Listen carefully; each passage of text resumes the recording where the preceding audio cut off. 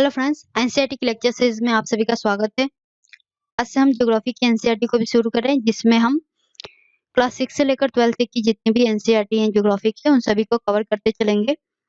जो आज का हमारा लेक्चर रहेगा वो है ज्योग्राफी की क्लास 6 की जो एनसीईआरटी है उस पर रहेगा, जिसका नाम है चैप्टर 1 सौरमंडल में पृथ्वी। तो सौरमंडल में पृथ्वी में इस चैप्टर में बहुत सारी डेफिनेशन है जिनको आपको याद रखना है, खासकर प्रीलिम्स के एस्पेक्ट से। तो चलिए चैप्टर को शुरू करते हैं। जो पहली डेफिनेशन है मोस्ट इम्पोर्टेंट वो है पूर्णिमा। पूर्णिमा किसे कहते हैं? तो फुल मून, जिस रात में चंद्रमा अपने पूर्ण आकार में होता है, पूरी तरह से गोल दिखाई देता है, उसी को पूर्णिमा कहते हैं। और जिस रात में चंद्रमा बिल्कुल नहीं दिखाई देता, पूरा अंधकार रहता है, उसको उस रात को या फिर अमावस्या की रात कहते हैं।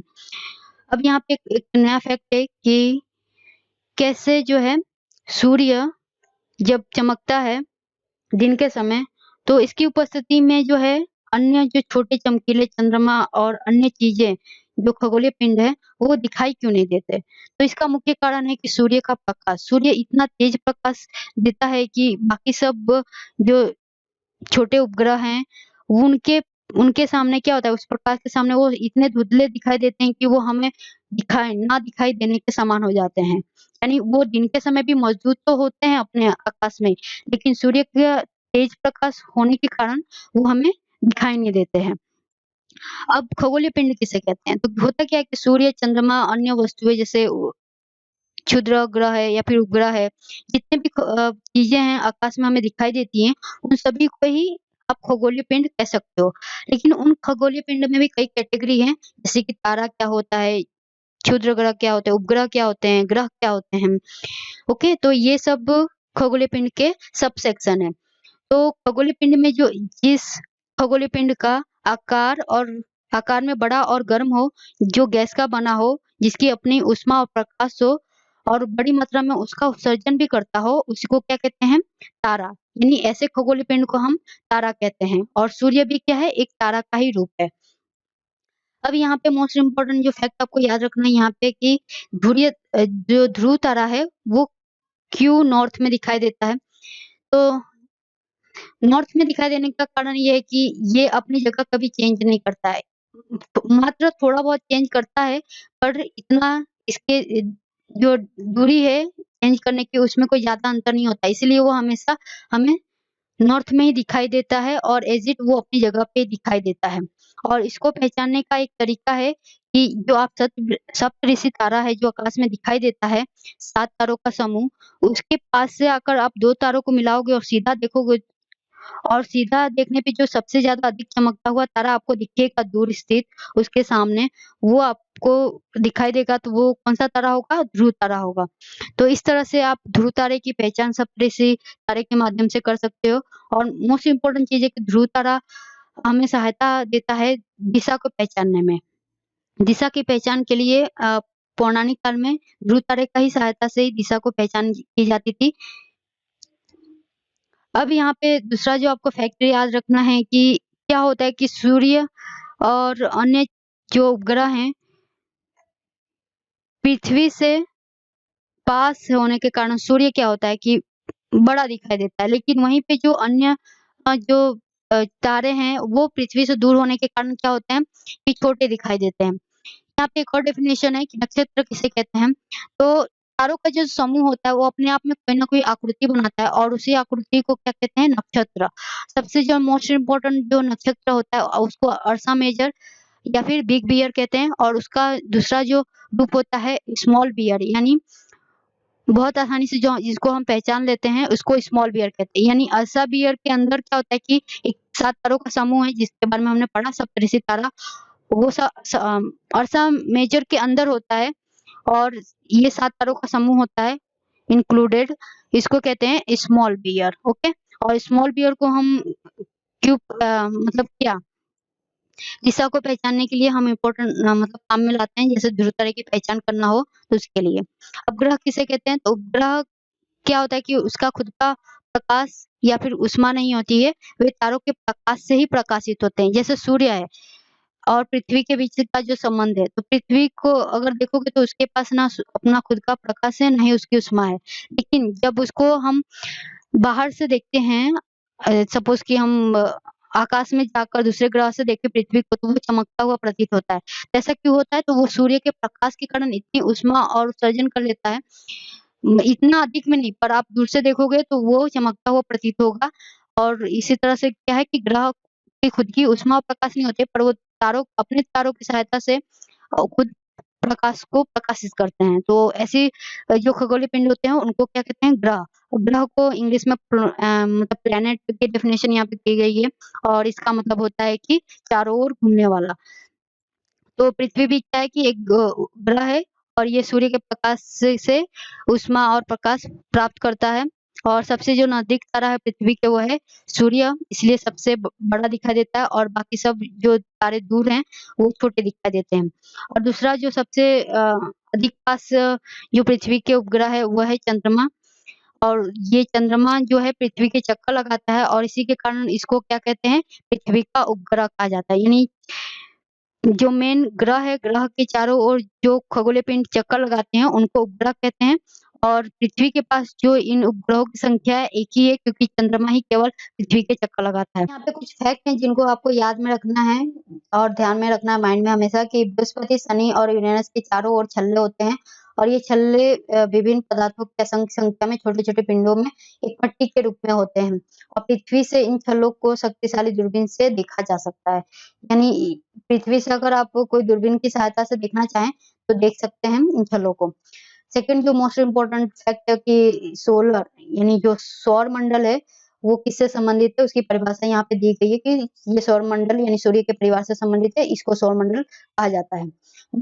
सेकंड जो इम्पोर्टेंट चीज है कि इसमें कि जो सूर्य से पृथ्वी के पर जो प्रकाश आता है उसकी गति से संबंधित है कि 3 लाख किलोमीटर प्रति सेकंड के हिसाब से जो है सूर्य का प्रकाश पृथ्वी पर पहुंचता है, और ये जो पहुंचने का जो समय होता है, जितना टाइम लेता है वो लगभग 8 मिनट का होता है। मोस्ट इम्पोर्टेंट जो सेकंड फैक्ट है वो है कि खगोलीय पिंड जो होते हैं और उनका जो अध्ययन करने वाले व्यक्ति होते हैं उनको खगोल शास्त्री कहते हैं। और हमसे हमारे जो इतिहास के महत्वपूर्ण जो खगोल शास्त्री माने जाते हैं आर्यभट्ट बहुत प्रसिद्ध हैं, और ये जो खगोलविद होते हैं ये ब्रह्मांड के रहस्यों को खोजने में मतलब ब्रह्मांड के रहस्यों को खोजते हैं। अब नेक्स्ट इम्पोर्टेंट जो रोचक तथ्य है वो है नील आर्मस्ट्रांग के बारे में। ये पहले व्यक्ति से जो 21 जुलाई 1969 को मतलब चंद्रमा पे अपना पहला कदम रखा था। ये पहले मानव थे जो चंद्रमा यानी पृथ्वी के उपग्रह पर पहुंचे थे और अपना पहला कदम रखा था। नेक्स्ट इम्पोर्टेंट जो फैक्ट है वो है कि ज्योग्राफी से कि जियोग्राफी, जो जियो शब्द होता है और ग्राफी, ये दोनों अंग्रेजी भाषा से लिए गए हैं जो ग्रीक भाषा से संबंधित है। और जियो का अर्थ होता है पृथ्वी, और ग्राफिया का मतलब होता है लिखना, यानी पृथ्वी का वर्णन। ज्योग्राफी को मिला दे तो इस तरह से जियो यानी पृथ्वी से, लॉजी यानी पृथ्वी का अध्ययन बनता है, इस तरह मेट्री से मेट्रोलॉजी बनता है, और जियो ऑइड से पृथ्वी के आकार के अनुकूल अध्ययन करना। इन सब के बारे में मतलब जियो जोड़ के हम कोई भी अगर डेफिनेशन को जोड़ देते हैं तो पृथ्वी का अध्ययन, मापन, उसके आकार को लेकर अनुपात ज्ञात करना, ये सब स्टडी अध्ययन के माध्यम होते हैं। बस इतना आपको ध्यान रखना है, उतना इम्पोर्टेंट फैक्ट नहीं है वैसे। अब ये रहा हमारा सूर्य। सूर्य केंद्र में है, उसके चारों ओर क्या है? ग्रह परिक्रमा कर रहे हैं, और इन परिक्रमा में इन ग्रहों के भी उपग्रह हैं जो इनकी परिक्रमा कर रहे हैं। अब जैसे यहाँ पे शनि है, यूरेनस है, इनके अपने क्या है? छल्ले हैं। आपको ध्यान में रखना है कि ये सब ग्रह के अपने छल्ले होते हैं जो इनके चारों ओर भी परिक्रमा करते हैं। अब छल्लों का मतलब है कि ये यहाँ पे कोई ग्रह के चारों ओर छल्लों का समूह है, तो ये इसके चक्कर लगा रहा है, ये इसके चारों ओर है, तो इस तरह से छल्ले होते हैं। अब सौर मंडल में बात करें तो 8 उपग्रह होते हैं, जैसा कि पहले तो 9 होते थे, पर प्लूटो को निकाल दिया गया 2006 में, इस वजह से अभी 8 मतलब ग्रह हो गए हैं। और ये ग्रह जो होते हैं मुख्यतः सौर मंडल यानी सौर परिवार के ही हैं, और इनका जो मुखिया है सूर्य को कहा जाता है। सौर मंडल क्या है? सौर मंडल सूर्य जो है केंद्र में है सौर मंडल के, और ये सूर्य मंडल के पास खुद का अपना गुरुत्वाकर्षण बल है, यानी एक खिंचाव शक्ति है, खिंचाव बल है, जिसके कारण ये सारे जो ग्रह हैं सूर्य के चारों ओर स्थित है। मतलब ये पावर नहीं रहेगी गुरुत्वाकर्षण बल या ये खिंचाव बल, तो क्या होगा कि ये सारे उपग्रह जो हैं या फिर ग्रह हैं, जितने भी व्यवस्था जो है पूरी तरह से बिगड़ जाएगी। तो यानी ये जो व्यवस्था होने का मुख्य कारण ये कि यही है कि सूर्य के पास अपना खुद का एक खिंचाव बल होता है, जिसके कारण सारे प्रकाश, ऊष्मा जितनी भी चीजें हैं उसके आसपास मौजूद होती हैं। सूर्य के लिए प्रकाश ऊष्मा एकमात्र सोर्स है। मतलब सूर्य जो है सौर मंडल का मतलब मुखिया है, और सौर मंडल का जो प्रकाश का एक ही मात्र स्रोत है तो वो सूर्य ही है, क्योंकि सूर्य किसी भी अन्य जो ग्रह है उसके पास खुद का ना प्रकाश है और ना ही उसकी ऊष्मा है। केवल वो सूर्य के प्रकाश से ही मतलब प्रकाशित होते हैं, उत्सर्जित होते हैं। जैसे कि पृथ्वी का उदाहरण ले सकते हो आप। और बाकी तो ग्रह हैं, तो ग्रहों के पास ना ही अपनी खुद की ऊर्जा होती है, ना ही ऊष्मा होती है, ना ही प्रकाश होता है, तो वो नहीं प्रकाशित होते हैं। तो एक ही ऊर्जा का सोर्स है, वो है सूर्य। सूर्य और पृथ्वी की दूरी की बात करें तो 15 करोड़ किलोमीटर है, सॉरी 15 करोड़ किलोमीटर की दूरी पर स्थित है। दूर होते हुए भी ये अपने आकार में बड़े होने के कारण हमें बड़ा दिखाई देता है। ओके, यहाँ पे ग्रहों की बात की गई कि 8 ग्रह हैं। कौन-कौन से ग्रह हैं? तो ये ग्रहों को आपको सीक्वेंस में याद रखना है।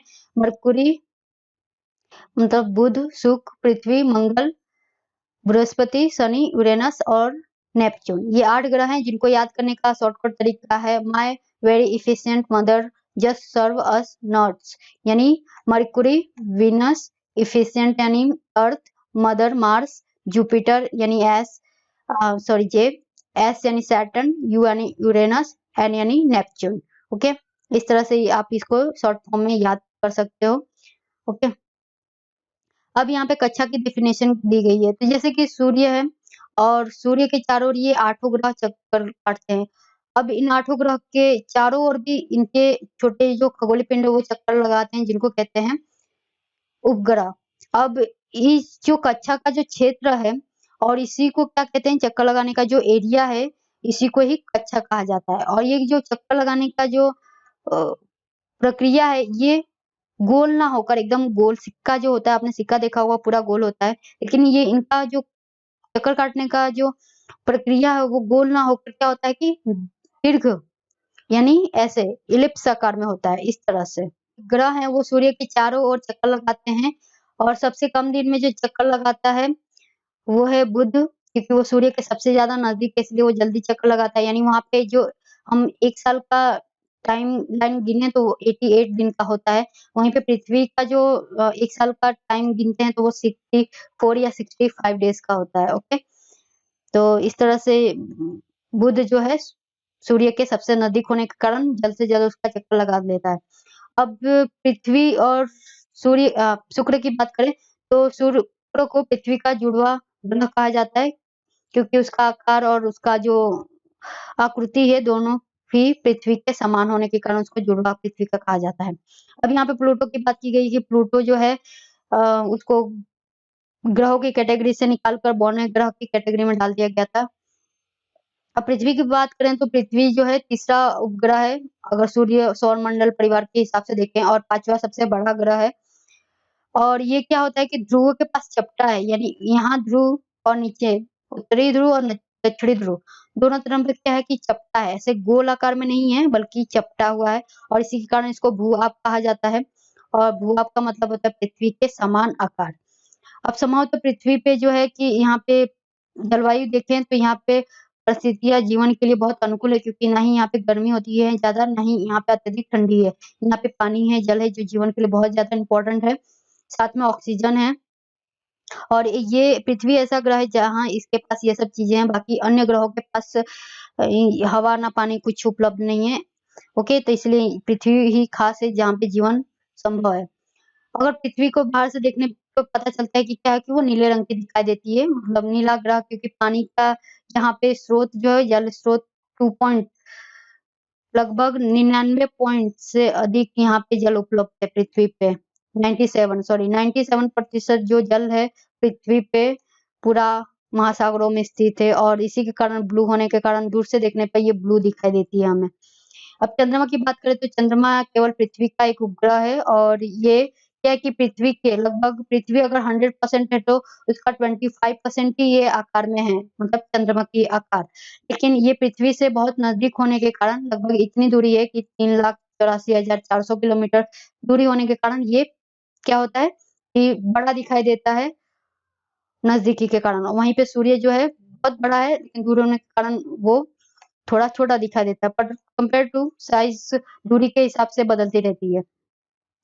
चंद्रमा की बात करें तो ये अपना पृथ्वी का चक्कर काटने में 27 दिन लेता है और इतने ही दिन अपना ही दूरी पे घूमने में लेता है। यानी सपोज कि ये पृथ्वी है और चंद्रमा इसके चक्कर लगा रहा है।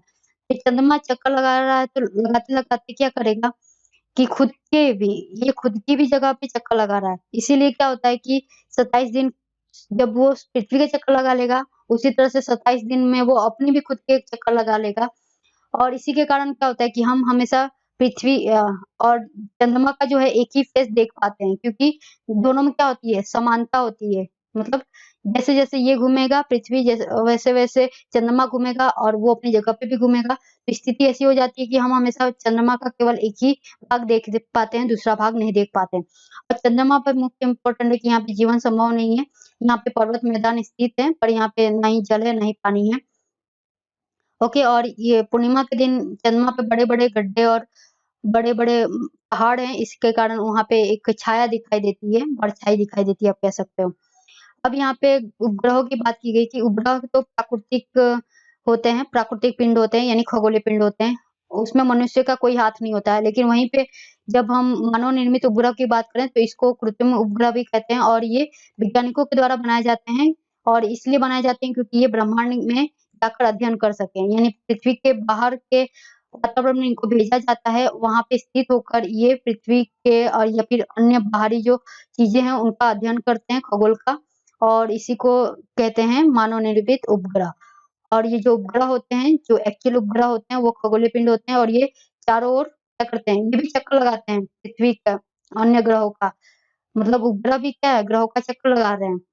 लेकिन जो मानव निर्मित उपग्रह हैं, ये भी क्या है कि ये भी ग्रहों का चक्कर लगाते हैं या फिर एक जगह स्थित रहते हैं। दोनों तरह के उपग्रह आते हैं, मानव निर्मित उपग्रह में दोनों तरह के आते हैं, एक स्थायी आता है, अस्थायी आता है, जो घूमता रहता है और एक जगह एक कांस्टेंट रहता है। ओके, तो इस तरह से इनकी डेफिनेशन है। अब यहाँ से पृथ्वी पर से कोई उपग्रह यानी मानव निर्मित उपग्रह छोड़ा जा रहा है, तो कैसे छोड़ा जाता है? यहाँ पे एक रॉकेट में इसको भरा जाता है और पृथ्वी के वातावरण से जब ये बाहर चला जाता है, तो वो रॉकेट क्या होता है कि उसको एक पृथ्वी के एक रेंज में पहुँचा देने के बाद वो रॉकेट पृथ्वी पर वापस आ जाता है और वहाँ पे वापस आता है, जहाँ पे पानी होता है वहाँ पे उसको गिराया जाता है, जिससे कि जो है जीवन वहाँ पे या फिर अन्य संसाधन को नुकसान ना हो। और जो अंदर का जो उपग्रह होता है वो एक जगह लॉन्च हो जाता है, यानी स्थायी हो जाता है और वहाँ से उसको मतलब हम यूज़ कर सकते हैं अपने अन्य संचार के कार्यक्रमों में मोस्टली यूज़ होते हैं। जैसे इनसैट है, आईआरएस है, एड्यूसैट है, ये सब उपग्रह को भारत ने छोड़ा है, उनका उदाहरण है यहाँ पे। अब क्षुद्र ग्रहों की बात करें तो क्षुद्र ग्रह उपग्रहों के ही भाग होते हैं। जब पृथ्वी या फिर अन्य उपग्रह बने, उनके निर्माण के समय शुरुआती फेज़ में क्या हुआ कि ग्रह तो बने, लेकिन उनमें घूर्णन होता है और अस्थायी इतनी तीव्रता, इतनी गर्मी होती है कि वो उनसे अलग होकर कुछ टुकड़ा अलग हो जाता है। मान लीजिए घूमते-घूमते कुछ पार्ट अलग हो गया, टूट गया और इसके कारण क्या होता है कि वो क्षुद्र ग्रह में उनका निर्माण होता है और ये क्षुद्र ग्रह हमेशा क्या होते हैं कि ग्रहों के चारों ओर ही मतलब चक्कर लगाते हैं।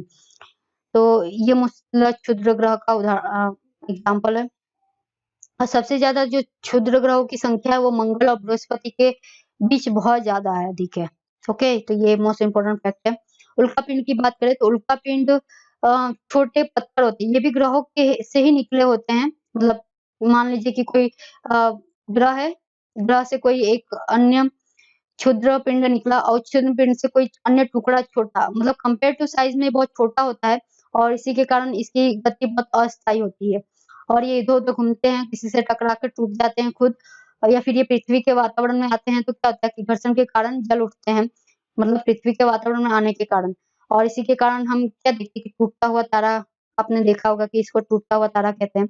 तो यही उल्कापिंड होते हैं जो पृथ्वी के वायुमंडल में आते हैं और जल जाते हैं, इसके कारण प्रकाश उत्सर्जित होता है और उसी को कहते हैं टूटा हुआ तारा कहते हैं।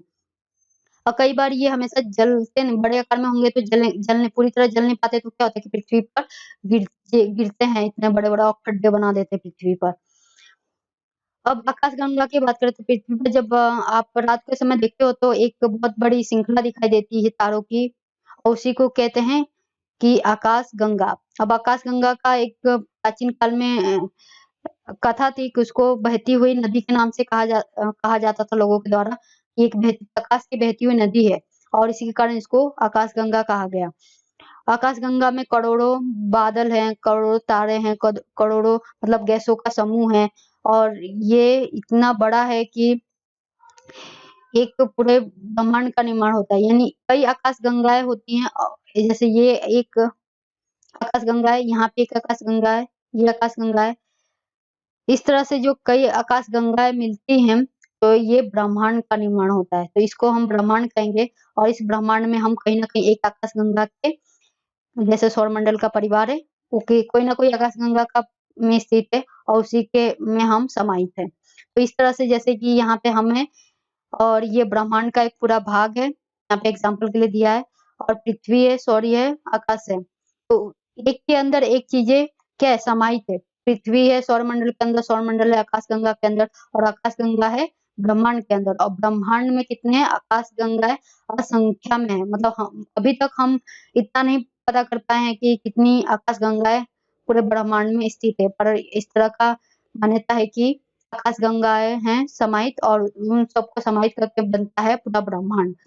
तो इस तरह से एक उदाहरण यहाँ पे दिया गया है, और इसी आकाशगंगा को मिल्की वे भी कहते हैं, जो ब्रह्मांड का हिस्सा है। तो आज का ये चैप्टर इतना ही यहाँ पे कंप्लीट होता है। Thank you very much.